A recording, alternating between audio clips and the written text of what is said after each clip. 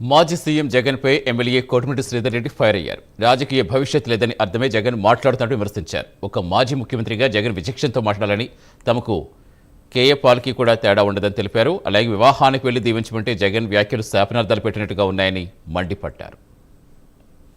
మావిగాన్ అంటూ గావు కేకలేస్తున్నావు జగన్ గారు. 5 ఏళ్ళు అధికారంలో ఉన్నావు. అప్పుడు ఈ మావిగాన్ ఏమైందని? అప్పుడేమో 3 రాజధానులు, ఇప్పుడేమో మావిగాన్. అసలు ఎంత ఆశ్చర్యం అంటే, ప్రపంచంలో ఉండే తెలుగు వాళ్ళందరూ కూడా ఆంధ్రప్రదేశ్కి ఒక శాశ్వత రాజధాని వస్తుందని సంతోషపడుతుంటే, ఒక శుభం జరిగే వేళ ఏదో వివాహానికి వెళ్ళి ఆ యొక్క దీవించమంటే, వివాహానికి వెళ్ళి అక్షింతలేస్తాం, దీవిస్తాం.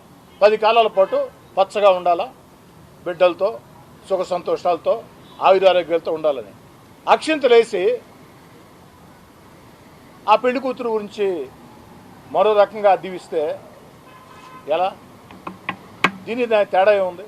నేను మళ్ళీ చెప్తున్నా, ఎటు ఆంధ్రప్రదేశ్లో కాదు, 2 తెలుగు రాష్ట్రాల్లో రాజకీయాల్లో చక్కని వినోదం పంచేదానికి, చక్కని వినోదం పంచేదానికి కేఏ పాల్ గారు ఉన్నారు.